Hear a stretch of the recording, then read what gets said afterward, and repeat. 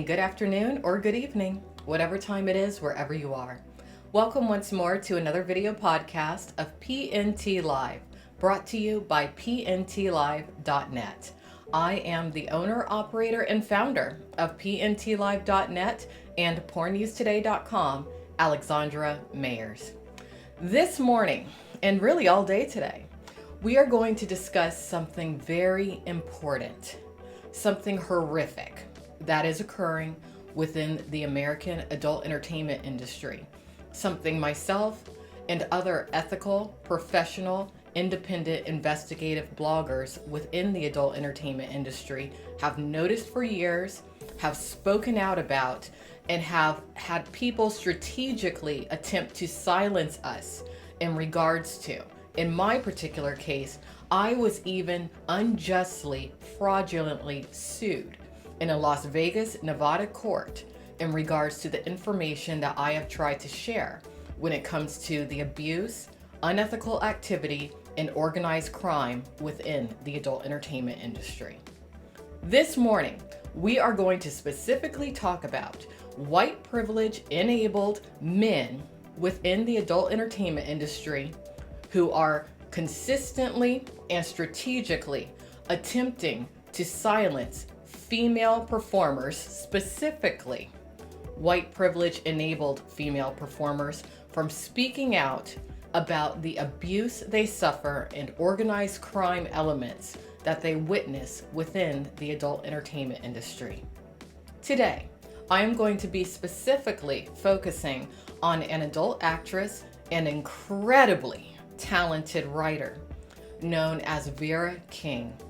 First and foremost, thank you very much, Vera King, for reaching out on social media last night and telling me thank you. I just saw it this morning. First off, there's no reason for you to tell me thank you because I haven't done anything for you personally. And truthfully, I don't think there is anything I can do for you aside from amplify your voice, which is what I will do in the next podcast. But I do want you, specifically Vera, to understand that my previous podcast on alexandramayerslive.com was not directed towards you personally, okay? It wasn't directed to strong, beautiful women such as Bobby Dylan personally. It was directed towards some other women who know very well who they are. One woman in particular who I interviewed back in the year 2014. A woman who had a very compelling testimony in regards to the luxury companion. It was actually shortly after that interview that I started being incredibly attacked by the powers that be of the adult entertainment industry. People tried for years, even one of the operators of the luxury companion tried for years for me to pull that video interview that I conducted with her. I mean, I felt like I was constantly being stoned to death because of that interview. People don't understand what I went through to keep that damn interview online. But I held on, and I knew I had to keep that interview online because I knew that her testimony would encourage other women to have the courage to come forward and speak up in regards to the abuse and unethical and criminal activity that they suffered at the hands of agencies and criminal outlets such as the Luxury Companion. Part of the reason that I posted the podcast that I did yesterday was because since the Luxury Companion was taken to task last week legally, that woman who I basically laid my life on the line for by keeping that interview online said some of the most horrific things about me that I think I've ever read.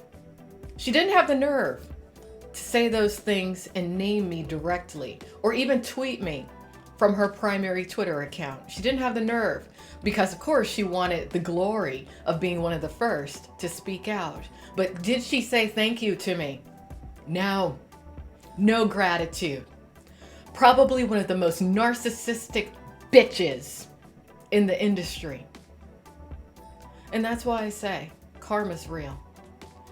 And I don't encourage anyone out there who belongs to any organizations to quote unquote help porn stars leave the industry, because any girl or gentleman who's in that world, who has the desire to leave and move forward with their life, they will do it on their own without any donations, without any poking or prodding. And how do I know this? Because I did it. That's how I know.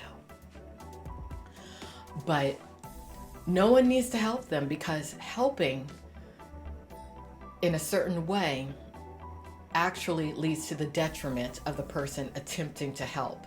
That is what happened to the activist, someone who I considered an ally and a friend, known as Shelley Lubin. She wasn't perfect, but love her or hate her, she was an educator. And part of what killed her was the lack of gratitude. But Vera King, my stance in regards to what I just shared doesn't have to do with you. I've never met you personally. And from what I have read that you wrote, your testimony, I think you're a beautiful soul. And women throughout the country, all women of Earth, need to hear your testimony. They need to feel your experience, because your experience is, believe it or not, a common experience. And people don't want to admit it, but it's a sign that slavery is making a comeback within the United States of America. Whenever people think about slavery, they think of someone who looks like me being enslaved. They think of a person of color. But that is what, from my perspective, white privilege enabled pimps utilize to their advantage. They know that hardly anybody views a white privilege enabled woman as being capable of being enslaved.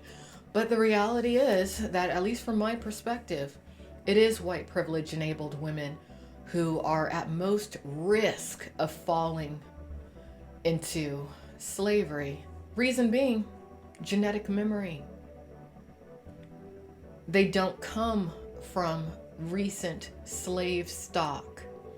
They don't come from families that have had to fight against oppression quite often. They don't know what it is. So when something like what's happened to Vera King occurs, they just feel like, oh, let me just be quiet about it and not think about it. Pretend like it didn't happen. But you can't do that. One of the greatest gifts that God has given us as human beings is the concept of free will.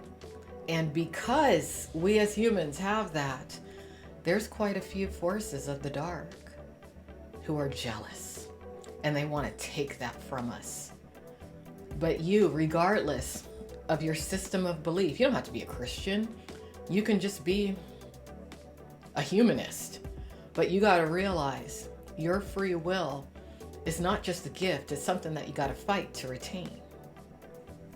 So anyways, what Vera King has inadvertently revealed and put in the public spotlight via her incredibly well-written testimony, which you can find excerpts from on pornstars.com, and you can read in its entirety on mikesouth.com. What she's brought to light is the situation of a specific group of white privilege enabled males within the adult entertainment industry who have the specific objective of silencing women who are making extraordinary claims of abuse that they've experienced and abuse that they have witnessed. Today, I'm going to name some of those individuals. There's far more men who should be on this list than what I'm naming today, but these are just the first names that came to my mind this morning. And these are men that I highly encourage all women, specifically sex workers and porn stars, familiarize themselves with, become aware of, and avoid. Roger T. Pipe of Raj Reviews. I witnessed him attempt to silence, bully, and isolate a woman known as Melissa Hill not too long ago when she first started speaking out in regards to abusography. He should be ashamed of himself, and he's someone who never needs to cross my path. An individual known as Captain Jack from Adult DVD Talk. Captain Jack, from my perspective, is one of those men who attempted to silence one of the first women to speak out in regards to the luxury companion.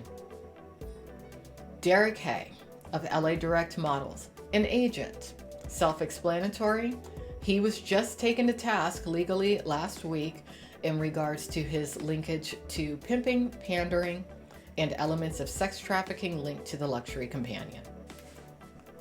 James Felton, a lawyer for the adult entertainment industry, an individual who has provided his legal services to the luxury companion, a pimping, pandering, and prostitution venue, along with an attorney who, as of current, is providing free services to one of the adult entertainment industry's unions. A lawyer who has contacted me several times over the years attempting to silence some of the information I have shared with the public, but who has been unsuccessful in doing so consistently.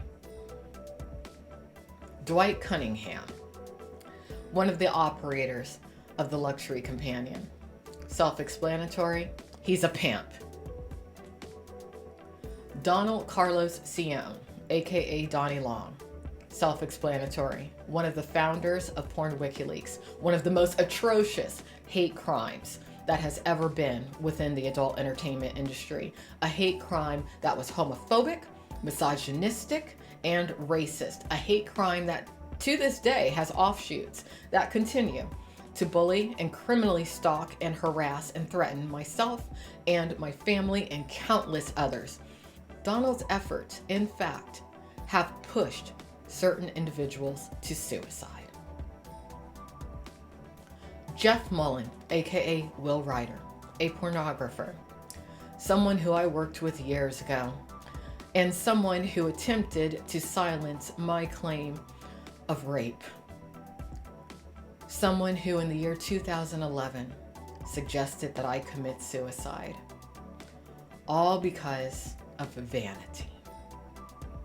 Another pornographer and photographer known as Stills by Allen, who apparently reached out to some of the online vehicles known to bully porn stars to silence someone who made claims of abuse against him. Jim Wise, an individual who claims to be a DMCA expert, but in actuality has the objective of silencing claims of abuse and elements of organized crime within the adult entertainment industry. You can learn more about him on dmca512.info. Gustavo Turner. Thank you very much, Vera King, for bringing to light some issues revolving around Gustavo that have been needed to be addressed for quite some time. It really surprised me over the past week or so that Gustavo had the audacity to post the legal name of a veteran adult industry leader known as Felicia Ann in a widely read article on Xbiz in regards to some political issues, but did not do the same in turn when it came to another industry leader known as Alana Evans. For a while now, I have heard some rumors about him. To the other active porn stars out there who are hesitant or afraid to speak out in regards to Gustavo, I'm here to tell you, he can't do anything to you, okay? If there's something that you need to say in regards to him and you're afraid to approach others in the industry about his behavior, feel free to email me directly via pornnewstoday.com, and I will research your story and I will put it out there for public view, because The kind of predator that he appears to be is incredibly dangerous. From my perspective, he attempts to present himself as being an advocate for women, an ally to women. But in actuality, it seems that he's one of the most self-serving men that the industry has possibly ever seen. He doesn't need to be in the industry. What he needs to do is get a real job and possibly procure the services from Nevada legal brothels, because that is how he's treating the talent pool. Last but not least, Shawn Tompkins. As many of you are aware, I have mixed feelings when it comes to Shawn Tompkins due to being familiar with him for over a decade now. I feel that if Shawn Tompkins, aka TRPWL, were to get assistance for his mental issues and what appears to be a substance abuse problem, he would be a lot more balanced, and he wouldn't feel the need to play up to certain elements of organized crime or sex trafficking in effort to gain their favor or to make money. Because once he's balanced out, I think that, honestly, I don't even think he would blog about the adult entertainment industry anymore. I just don't. But as of current, Shawn Tompkins has been known to try to squelch stories. He has bullied victims of abuse. Is he someone that the talent pool can trust when it comes to trying to get their story out? No. Not at all. Not at all. I will say that he has brought attention to some important issues within the industry, but when I look at his entire body of work, he's harmed far more than he's helped or assisted, and that's not good. I actually feel that part of Shawn's problem had to do with his falling out with an individual known as Ari Scott Bass, aka Michael Whitaker. Ari Bass, again, is someone who I have mixed feelings about, but what I do know about Ari is that he tries to fix people, especially people who have substance abuse problems or who may suffer from certain levels of mental illness. From my perspective, he did attempt to help Shawn, and what a lot of people don't realize about Shawn's blog, trpwl.com, is that that blog wouldn't be if it were not for Ari Scott Bass. Ari Scott Bass was who initially took Shawn under his wing, introduced him to many key players within the industry, and lent his own writing skills and talent to that outlet.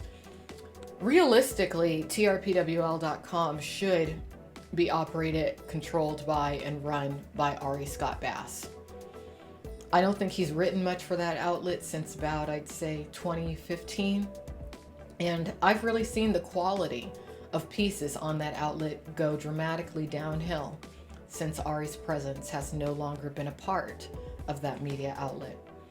So that's about all I'm going to say for today when it comes to certain key individuals who are white privileged enabled men within the adult entertainment industry who are attempting to silence instances of abuse that their female counterparts are experiencing or that they witness.